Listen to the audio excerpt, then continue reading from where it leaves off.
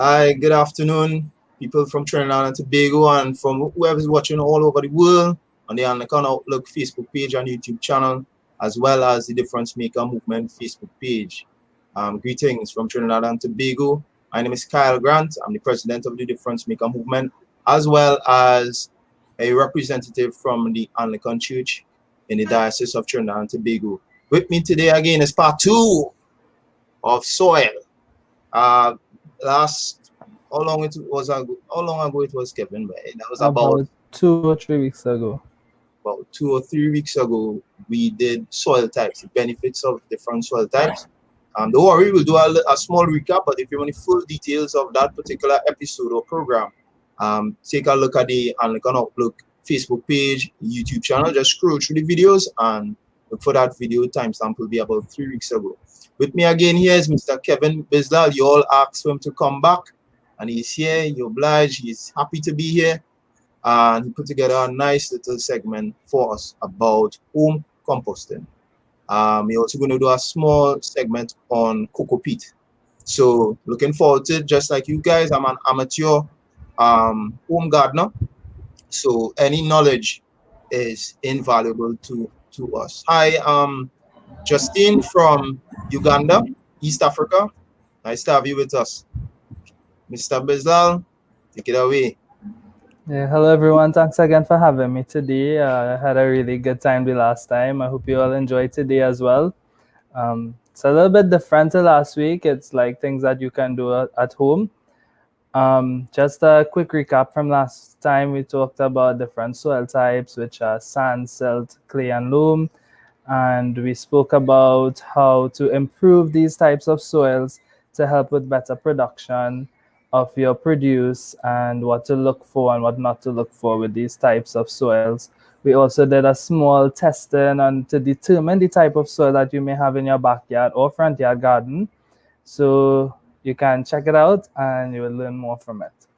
So today we would go into talking about peat and compost. This is what was requested from the last time. So are you all able to see the slideshow, Kyle?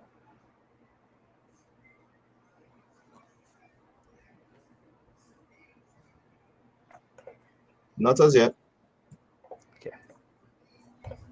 Okay.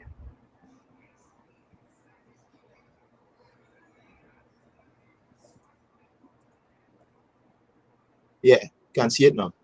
Okay, good. So today we are going to be talking about cocoa peat and homemade compost. So we will start with peat. What is peat?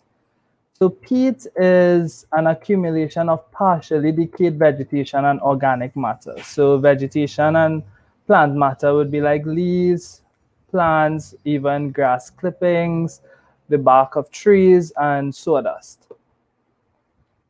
The benefits of peat. So it helps the soil to hold the nutrients, which means that peat is not a soil type, it is a soil additive. The last time there was a misconception that peat is a type of soil, but really and truly it is a soil additive to help hold soil nutrients. And it has an acidic pH, so it benefits plants that thrive in acidic soils. Plants like tomatoes, peppers, melon, solanaceous plants, these would thrive well with the additive of peat to the soil. And it is mainly used as a soil amendment or an ingredient in potting soil. So like I said, it's not a soil, it's a soil amendment or soil additive. Peat is really used for really starting off your plants like seedlings and stuff. So it gives the plant a lot more support and the nutrients that it needs for growth and development. The drawbacks of peat: it is nutrient poor, and that is why it is called a soil additive. And if your plant material that you use for peat, let's say the vegetation, the grass clippings, we're going to talk about cocoa peat. So if your coconut has diseases, then your plants will get diseases. So it's like a chain reaction. If the coconut is diseased, the peat would be diseased, and then your produce would become diseased. And it causes a lot of implications. So because it holds the the nutrients that are added to the soil. Let's say you add your NPK, there's a lot of accumulation of these nutrients. It would lead to soil degradation, land erosion, loss of land, and it can become um, infertile. Your plants, your land itself can become infertile. And if there's a lot of water, there would be leaching of these nutrients that would lead to river systems being damaged. You may have eutrophication, which is the excessive growth of algae in ponds and nearby rivers, and this will affect the fish lives as well. So we have three different types of peat. So fibrous peat, which consists of the fibrous remains of plants. And this is one of the easiest peat to make, and that is why I decided to, show you guys a little bit more about coconut peat. Then we have HEMIC peat, which is the characterization of the decomposition of material that is intermediate between the fibric and the sapric material. So in this, you can see parts of the plants and parts of the organic material that you use for your peat production.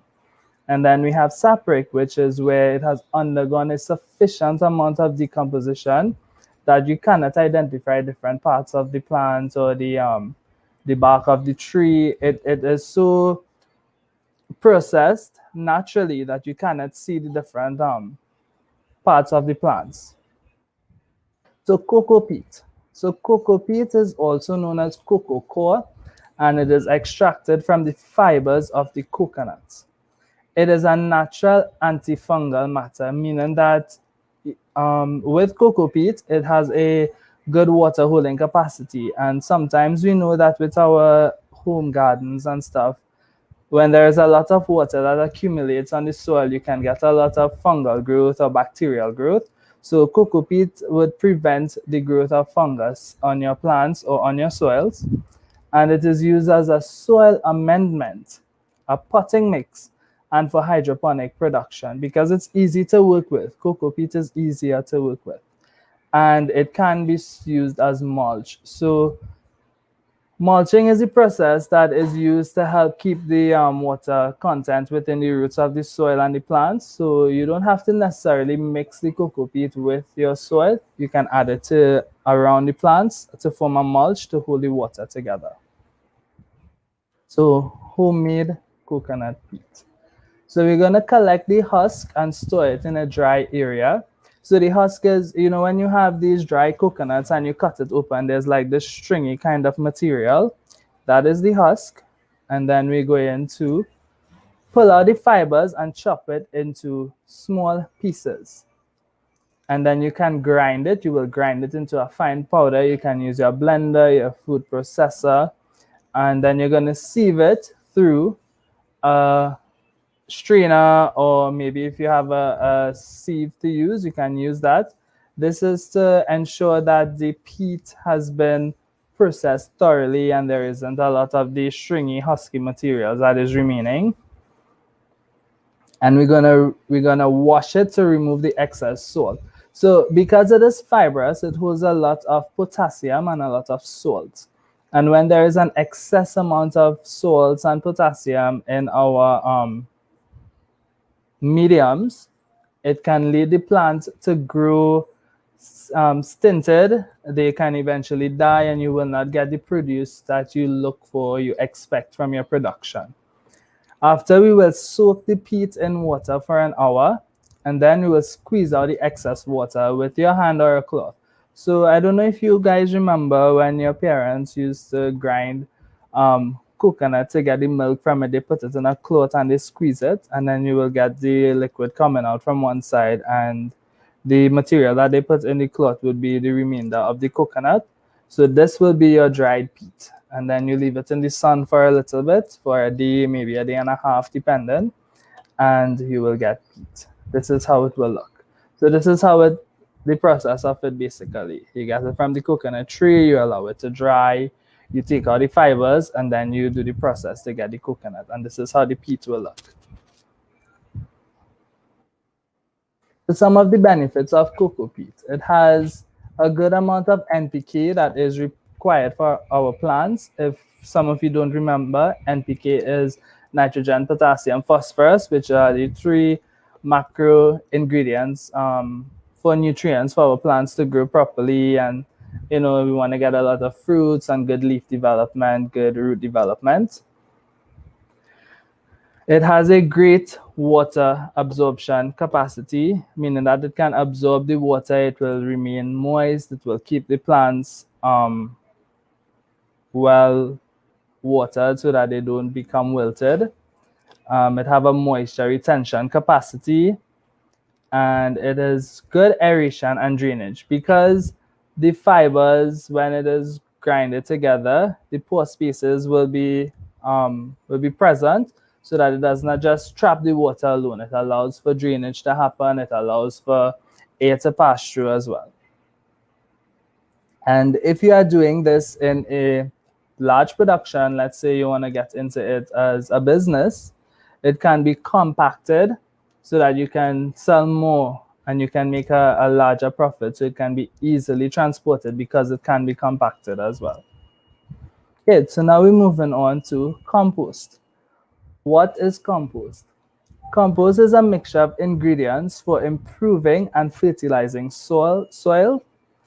It consists of decomposing plants, animal, food waste, and recycling material. It is rich in nutrients and beneficial to plants. And these three things are telling us how important compost can be and how we can use it to help our plants if we don't want to use a lot of chemically modified fertilizers. We can make our own compost. And this is how it works. So you can use the scraps of your vegetables and fruits like your skins. Yes? Yeah, Kev, sorry about that. Actually, just seen the title slide, but I noticed you're navigating through the slides. So, not sure if you could actually just how to start this slideshow, bring it up. Yeah, sorry about that. From here? Yeah, from there. Okay, so it's better here, right? Yeah.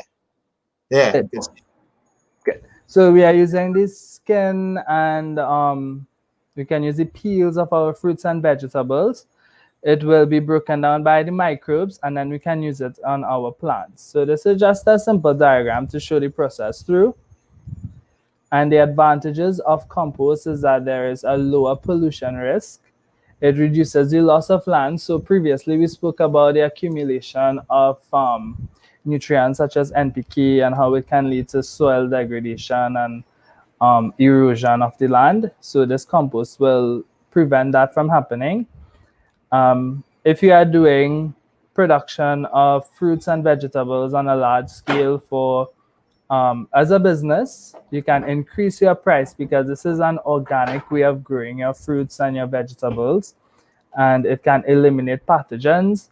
And not a lot of agri shops sell compost on a large scale, so it can be profitable if you want to go into it as a business. Some disadvantages of compost. So compost can take a really long time to make. Sometimes it can take you 30 days to maybe 2 years to make. If it is not done properly, it will smell really bad because of some of the things you add to your compost heap.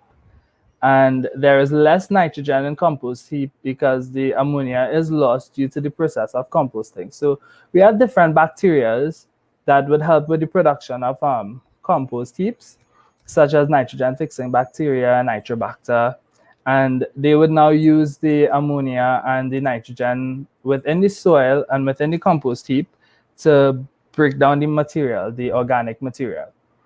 Compost is costly if you have to buy it, and it is not readily available. There are different types of compost, just like different types of peat. So we have aerobic compost, anaerobic compost, and vermicompost. So aerobic compost is the decomposition of the organic matter with the use of microbes that require oxygen. So we have gram-negative and gram-positive microbes, which are also our actinomycetes and actinobacteria that would help with the breakdown of our organic matter. We have anaerobic compost, which is the decomposition of the matter without the use of oxygen. So it will take a longer time to get our compost anaerobically. And we can also use a process called vermicompost, which is using earthworms and different types of worms to help break down our organic matter. And this should be done in a controlled room because we don't want to get a lot of bad smells. Even though it is composting, we don't want to get a lot of bad smells, and we don't want our worms to die. We want them to respire properly and to produce a good, healthy compost for our plants. Homemade compost is very simple. The only thing that would be a drawback, really, I think, at home would be the time to make the compost. So you're basically combining your green and your brown materials, which is plant materials, and you water in the compost, you stir it up occasionally, and then after the time has passed, you can apply it to your plants. So again, just a quick reminder, it can take up to 30 days to 2 years to make our own compost, depending on what you add to your compost heap. And what can we add to our compost heap? We can add things like fruit scraps, which is peelings, vegetable peelings as well. Grounded coffee, if you make your own coffee at home. You can use eggshells. You can use grass and plant clippings, like when you cut your yard, you can use that. Dry leaves, finely chopped wood and bark clips, shredded newspaper, and sawdust. We don't want to add things like meat, oil, fat, or grease because this will produce maggots, and you don't really want a maggot-infested compost. If you use diseased plant materials, again, you can spread diseases to your plants and your produce, which will decrease your production level, of course. And we would not want to use sawdust that are treated. Well, we don't want to use wood that was treated chemically because we don't know what chemicals are added, and this can also affect our production, meaning that our plants can die, or they might be affected by the chemicals that are used.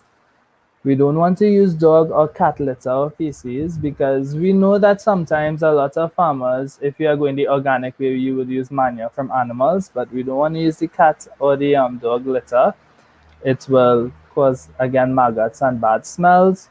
And we don't want weeds that produce seeds. And this is because this is important. This is important to know. If you use weeds that produce seeds, as you make your compost heap, the seeds will start to grow, or when you apply the compost to your soil, these seeds will start to produce more weeds, which will compete with your plants for things like space, nutrients, water, and that would just, reduce your production in your crops and your produce.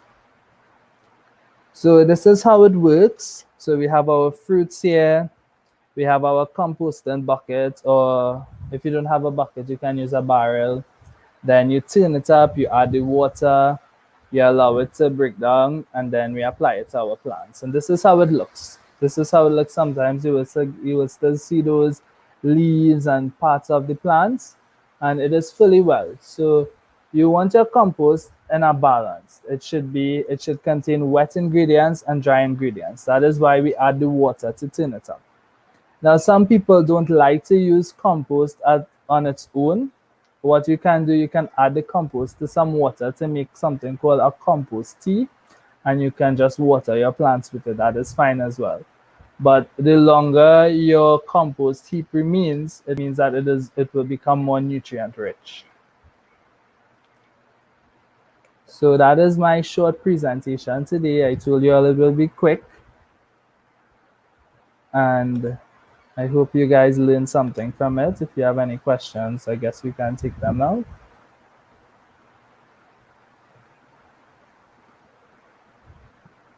Yeah, definitely. So let me get some of those questions. Sherry, Rags, you hear me, Kev? Yes, I am. I'm just not seeing you. Okay. Let's see. Yeah. Get my cam back on. Lovely. Yes. So, okay, Miss Sonia Noel wants to really a statement. She needs to see how cocoa peat will look. Great. So it's here in the presentation. Let me just get it back quickly. So it will look something like this. Ah, Yes. excellent. Fibrous. I see Yes. us there. I also have a picture of a husking case. People. Yes. In case you don't know how it would look when you string it out, it will look like strings. So when you cut it and you grind it together, it will get kind of powdery. So that is how your cocoa peats will look. All right. Yeah. All right. I also have a couple pics here. While you were talking, pull up this. You all see in that picture? No, the screen is black. Oh, let me see if I could just add that quickly. Boom. It's loading. How about that? Yes, we can See see in it now. yours? Yes. Yeah. And secondly, there's another dry one version of it. Yep. All right, so that's basically it. Just wanted to show that. And I put on my gloves, it's a agriculture is a practical thing, Yes, right? yes, So yes. safety first. I know what kind of. So I'm just gonna show the results of how much days did I put this into this pot. And this will be the third day. Right? And this pepper plants here. I realized one thing, proving what Kev said, is that he said it acts as a mulch. So the first thing I noticed is that I had to water the plant less. It didn't need as much water. Now, so every afternoon when I came out, home gardeners, we used to check our garden every afternoon, right? Sun or rain. When I checked it, you used to see the plant looking a little wimpy or looking like it's on the verge of going to wilt. Decided to put peat, and now I'm required to water it every 3 days. Another result of that, I don't know if you all see, there's a flower there. See now white flower across here? Yeah. This one here, I'm pointing to it. Yeah, so kind of gotta go close. Boom. Yeah. So that was the result of using this soil amendment. Yes. Yeah, Linen. I'm yeah, seeing is some of the leaves yellow on the pepper yeah, plants. yeah. Some Okay. more still recovering. Good. So Still, with the mulching, it will help because it means that the plant was lacking some nutrient or some water. right. What were those nutrients again, apart from potassium? Take a note of that. Nitrogen and phosphorus, NPK. Right, and this is the PTA or the kind of virus looking kind of similar to the, let me see, get the camera angle right. See that there? Yes, you see Fibrous. how it's falling loosely? It means Yeah, that it doesn't clump together. So there will not be, like I mentioned, there will not be a lot of bacterial or fungal growth. So it has good aeration, it has good pore spaces within the peat itself. yeah, definitely. So you have a question here from Sherry.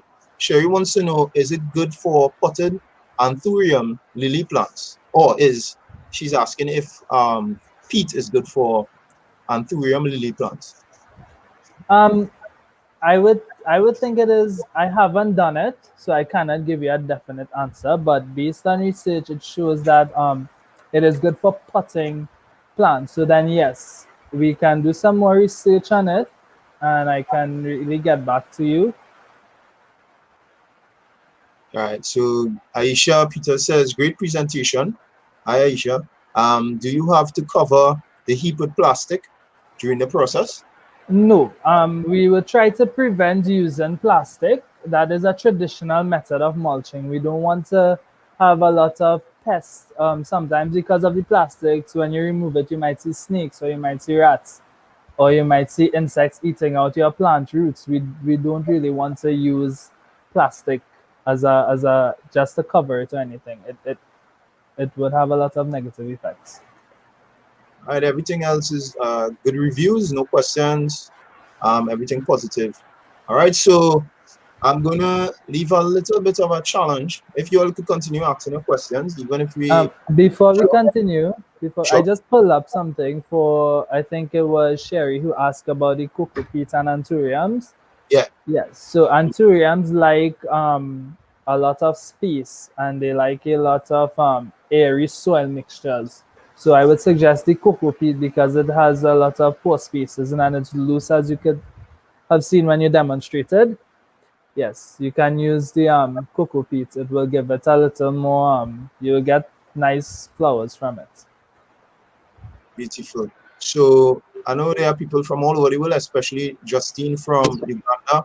Um, Justine, one thing I would love to do is to see what kind of agricultural practices you all have in Uganda. So if you are in different parts of the world, we love to bring you on. Yeah, And that is very nice. And remember, I was telling someone on the last live that it's based on different climates, different environments. You'll have different agricultural processes, and it's really nice to hear different cultures as well. definitely.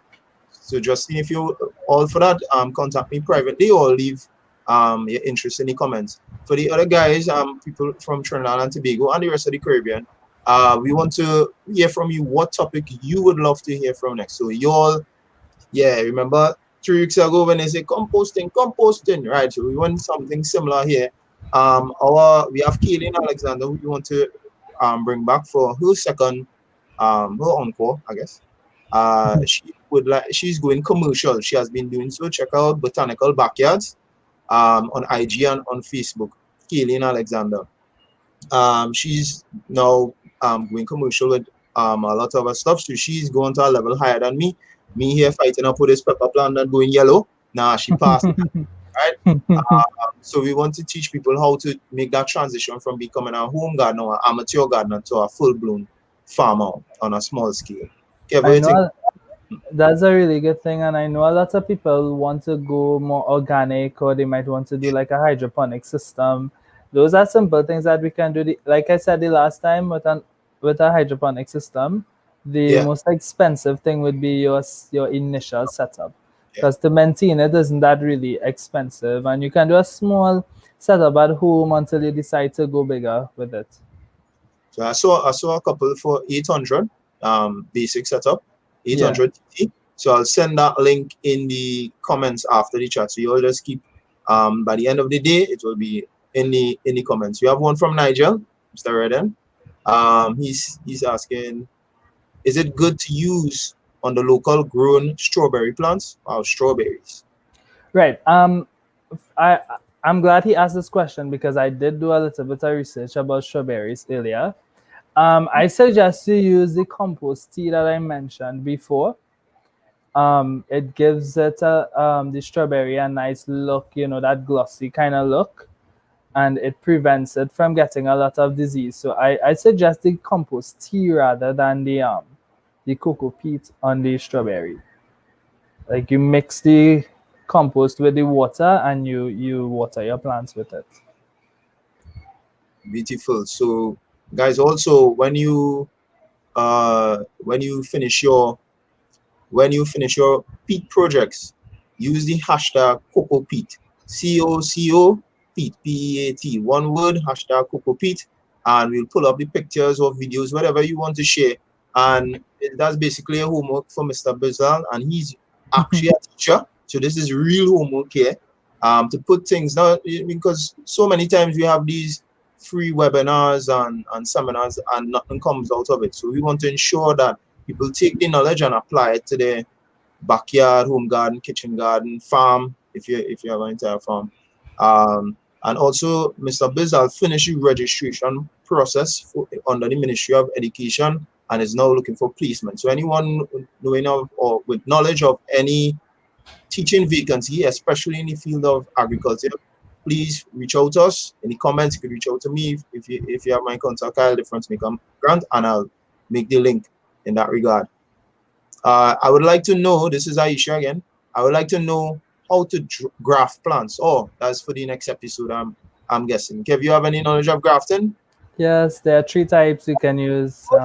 You can also use budding. There's a different process called air layering. We can work out something for that too. All right. This, Yeah. this dude, the walking agricultural encyclopedia. So we have, so far, our options for the next episode would be going commercial. That's number one. That's with Kaylin Alexander, or she also has a friend who does kale commercially. another episode, as Aisha said, there will be grafting. And what was the next episode? On thirdly, we could go on a home garden tour, seeing someone in the home garden environment. So you go on a virtual tour of someone's garden. So those are the three options you pick. Option 1, option 2, option 3. Just say in the comments 1, 2, or 3, and the majority is what we'll go for in the next episode. Carla also said the dried coconuts are also good for initial potting of seedlings. You agree Yes. with that?